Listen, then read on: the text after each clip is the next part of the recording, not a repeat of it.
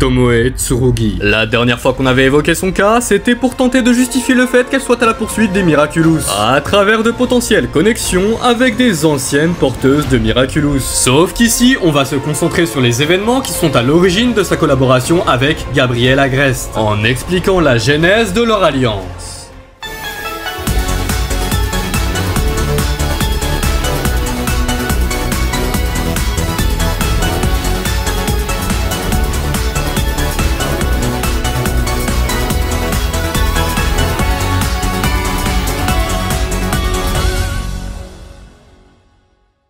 Si Tomoe a fait son arrivée dans la série en saison 3, sachez qu'elle était déjà indirectement présente à partir de la saison 2. Au-delà du fait qu'elle existait à travers le prisme de sa fille Kagami et de sa voiture Tatsu, on pouvait d'ores et déjà entrevoir la marque Tsurugi sur une pub de voiture durant l'épisode Audimatrix. Cet indice nous montre qu'elle était déjà bien implantée dans l'univers de la série et qu'elle avait un passif bien avant sa première apparition. Cependant, ça ne répond pas vraiment à la question concernant le contexte de sa rencontre avec Gabriel. Pour cela, il va falloir s'intéresser de plus près aux soirées privées de Gabriel, qui ont été introduites durant les 2 dernières saisons de son arc. Au cœur de celle-ci, on pouvait remarquer que ce sont toujours des personnes influentes qui y participent, mais également que ces mêmes personnes portaient toujours un masque intégral ou partiel, afin de garder leurs identités secrètes lors de leurs discussions professionnelles. On pourrait ainsi se dire que Gabriel et Tomoe se seraient rencontrés pour la première fois dans ce cadre précis. Les technologies de Tomoe auraient clairement pu convaincre Gabriel de faire appel à une coopération. Mais en contrepartie, la chef des industries Tsurugi aurait pu demander à utiliser le Miraculous du Pan dans l'objectif d'avoir une fille. En échange de quoi, Gabriel aurait le droit de faire appel à toutes les technologies Tsurugi qu'il voudrait. Ça expliquerait la présence soudaine de Kagami en saison 2 qui ferait simplement office de lien pour lier Adrien à toute cette équation. Histoire de mettre en place une union professionnelle non seulement entre les patrons respectifs des deux firmes, mais également entre leurs héritiers. D'où cette volonté de faire en sorte qu'Adrien et Kagami soient le plus proches possible.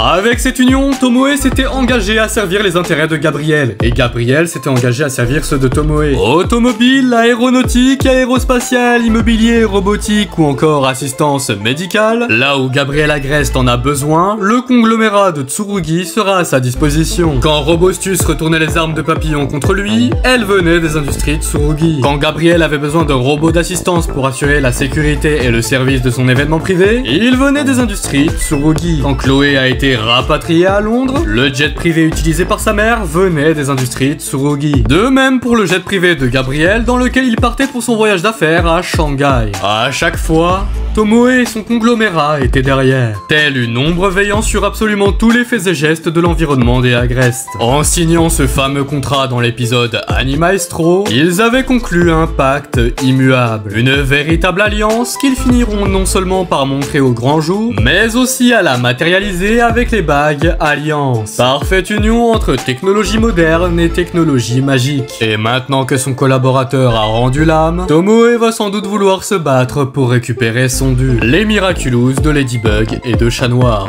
pour qui la prochaine saison ne sera donc pas de tout repos. Au-delà de l'entrepreneur visionnaire et du créateur de génie, c'est au héros que nous rendons hommage aujourd'hui. Et à l'avenir, c'est son héritage que je m'efforcerai de continuer à faire vivre. Et vous, qu'en pensez-vous? N'hésitez pas à me le faire savoir dans les commentaires et à émettre vos théories ou à renforcer celles que je vous ai exposées. Sur ce, je vous souhaite une bonne soirée ou une bonne journée et à plus.